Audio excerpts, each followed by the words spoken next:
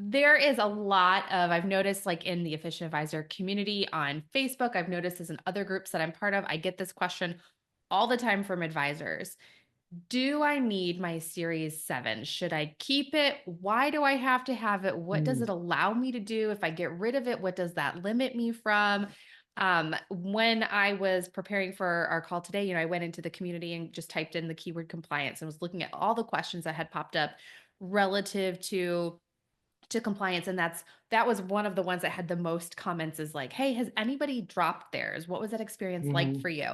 And so many people responded, I think about it all the time, but I really don't understand it. Like, I don't know mhm. what I should do. So can we dive right there? Can we go into Yeah, that? yeah, let's Okay. do it. All It's a right. great, we get it a lot too. So it wasn't a fluke that you saw that question, especially as you and I both started in the BD world. I mean, one of the first things, my job was predicate. My first job in the industry was you need to study for your Series 6. You have 90 days. And if you don't Mhm. pass it, you're fired.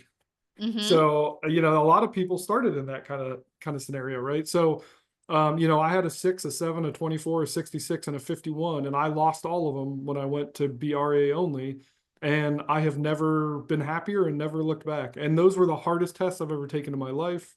Took a lot out of me physically and mentally. Mhm. Anyone that's taken those tests, if you try to explain it to somebody that hasn't, it's a totally different animal than any test you've ever taken. Our joke was it used to feel like they were designed to mock you and make you feel like you're the dumbest person on earth. Like when I passed my 24, I remember like I was so mad I almost like threw the computer because I it was and like a friend of mine goes, "Oh, didn't you pass?" I go, "Yeah." And they're like, "Why are you so mad?" And I'm like, "Because it's like I studied for a test in Latin and it was in Japanese when I got there. Like it Right. was so crazy, right?" So yeah, I mean, there's a lot of mental and emotional ties you have to your licenses, Mhm. right? But those exist on the broker dealer world to a point. There is a little bit of crossover, but as far as registration goes, to your question of like, hey, if I'm just starting out, if you are going to be an IAR of an RAA, so if you're going to start your own RAA or go join somebody else's, you typically would have to have at least a 65 to register. There is an exception in most states that says if you have a 7 and a 63, that's good enough as well. There's also designations that count like CFP, CFA, and a few others that also can grant you registration as well. So there's a few exceptions. So ultimately, those would count. Mhm. Once you get registered as an IAR, it doesn't, you don't necessarily lose those. You're kind of grandfathered in, even if they're no longer active. You met the requirements at the time of registration. So the old rule used to say if you were at a broker dealer and you left for any reason, you'd have a 2-year window where those licenses would just kind of hang out. And at the end of the 2 years, they would go away. They'd be invalid. You'd have to retake all those tests. Mhm. You could submit to have those reinstituted. That usually doesn't happen unless a special scenario. Um, or if you had the argument that you were still in the industry, you just weren't necessarily in need of registration, because you have that happen with some broker dealers and some other companies will say, hey, based on your role, we're not going to pay for you to have a license because you're not really Mhm. using it in that job. That's more of Right. a back office thing that doesn't happen to advisors as much. But if you're starting a new RA, you just take a 65 and you're off and running. So what's really odd is you may have a financial advisor on the BD side that's got a 7 or a 24 and even maybe has a CFA and has a bunch of these other things. And you're going, wait, on the RA side, all I needed was a 65. Like me personally, I took the 66 and it took me 2 weeks to study for that. And I still didn't really know anything. And there's no Right. way I'd be able to help somebody with investments if that's all I took. I would know nothing. Like it just seems crazy. But that's the baseline to be registered. So pretty low bar of entry on some of those, but So I worked for a broker dealer. I have my 7. I decide I'm going to break away and start my own RIA. I can get the registration. mhm. What does having a 7 allow me to do that not having a 7 doesn't allow me to do? Like literally Yeah, what does a physically 7 nothing. give me? Okay. Nothing at all on the RA side. Makes zero Okay. difference because it's all about, are you registered as an IAR? So anything that makes you registered as an IAR, you're officially a investment advisor representative of the RA. Then that's it. everything else is how good are you So at your I job can based on your own still education. offer all of the investment products, Mhm. solutions, advisory, wrap, all of the things. There's nothing that I'm limited The to selling our there offering? are limitations, but it's Okay, because you're going to a different world. So if you're right. So not let's tied to talk a about, broker, yeah, if you're not tied to a broker dealer, then you shouldn't be able to be registered to receive commissions on any mhm, type of commission account. But the big difference is instead of commissions, you're switching over to advisory fees and advisory revenue, right? right. But so for example, if you have a really big book of variable annuities, they may not transfer very well into the RIA space because most of those require, a broker dealer registration as well as an insurance Mhm, license, right?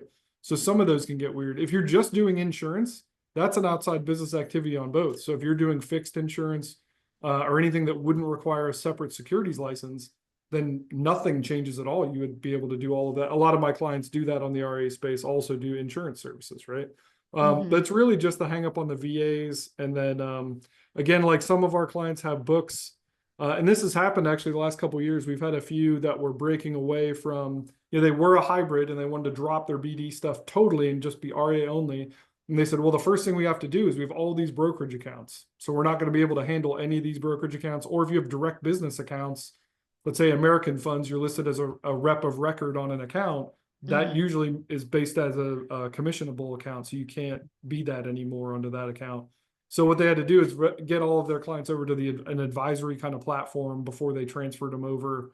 And they ended up doing that with the BD they were with through the corporate RIA of their broker dealer first, and then be able to transfer those kind of in kind. Some hybrids are allowed to custody other places. So we've had places that are, I'm not going to name any broker dealers, so I don't want to, I don't know if they would still allow this or what their setup was. But, for example, I had one that was with a broker dealer and they custodied at Fidelity. So when they Mhm. said, hey, we're going to drop our BD stuff, there was no, it was all, I don't want to say seamless, but basically all those accounts, they were able to change the G number over at Fidelity and then they're all under the new one. The clients needed to sign new agreements because now they're Sure. under a different kind of thing. But essentially there wasn't any moving of accounts, so the clients didn't have to repaper all these accounts, which was great. So there are scenarios in that, but it's really just, I think it's a lot scarier when people think about it because you put so much work into those tests.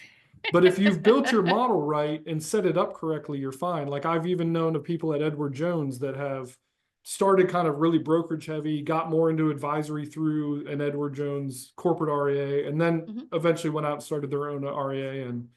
And honestly, more than not, I hear people just say, "Man, I wish I would have done this sooner." Like that's all I Well, ever hear. okay. So let's say I do that. I break away. Mhm. I'm was hybrid or broker dealer, whatever. I'm getting rid of all of that. Now I'm just RIA. What Mhm. issues or compliance concerns, what comes along with having a 7 that makes it really appealing to just be like, I'm done, get rid of that thing? Well, there's nothing. I mean, there's Okay. the only thing with a 7 is, and with all the tests, you had to take your continuing education Hmm. requirements, but that was essentially it. So, and they were all on different schedules based on what your highest license was. So, for example, I had a 24 as a supervisor, so I had to go every couple years and sit in front of a computer for 3 hours and click through some pretty fun Hmm. video scenarios of whatever. But some states require you to take a mini test. Some Hmm. some say, hey, retest all of it, depending. But all of it just kind of goes away. You still have to keep up with whatever your normal CE is. Hmm. But just tied to the 7's going to go away. If you go to an RA and you had a 7, your 7's going to sit there for 2 years at least. You can apply to have it go to 4 years if you complete regular CE for it. But most of the people I know that have done that are just, there's no looking back. They don't even want to mess with it. The only weird caveat now, which is actually kind of helpful, is IARCE has been implemented by a lot of states. Have you Hmm. heard that, or has that come up at all? Mm-mm. It's going to be No. more so if you haven't heard much of it now. Um, I want to say we're up to like 15 states have adopted it, but NASA, the North American Securities Association, came up with this framework, and each state is adopting it. And so a lot of my IARs right now have to abide by that. And it's a very basic 12 credit CE thing that everybody has to do every year. 2 of those Hmm. credit hours are in ethics, and they'll count a lot of the other stuff that you would take. If you're with a broker dealer, they count all the broker dealer CE. If you have a CFP, they count all the CFP credits to the same thing.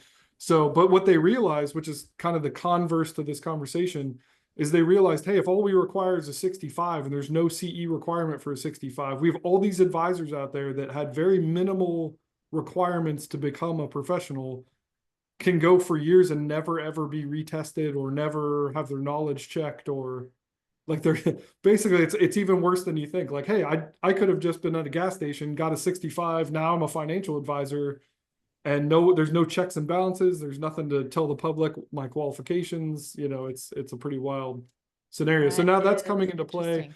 So advisors now are subject to that if they are an IAR in those states that require it. So every year you see another set of states adopt it. So this year I had a few scramble at the end, but they were okay. Anybody that's in that scenario listening now, it's the first full year they adopt it. So let's say you're in Ohio, we're both in Ohio. Mhm. Ohio has not adopted that yet, but as soon as they do, let's say they adopt it right now in January, nobody's required to finish it until it starts in 2026. So the first Okay. full year. And there's a lot of providers like Quest or WebCE or any of the normal CE places, they have a program. So I think Quest was offering a deal in some of those where it's like $100, you get access to all the classes, you take them online, take a little quiz. It's nothing huge, but it's just another hurdle you got to jump through. But it's not tied to Thank the you. 7, just to your Yeah. registration. So it doesn't matter if you have a 65 or a CFP or if you're an IAR in those states, you have to take those CE credits. Yeah, and so So, there's really no limitation. So we can charge financial planning fees, we can charge AUM, we yep. can do really it comes down to commissions, no commissions.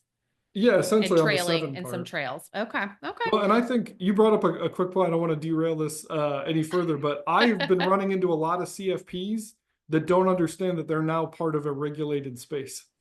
Like they think they get a CFP or they go, oh, I just do planning and I'm working on a CFP. And you're like, great, but if you're going to do that for people and receive fees, you technically meet the IAR definition and need to be registered appropriately. Like you can't just say, hey, I'm now a CFP and people pay me money. You have to be part of an RAA to do that.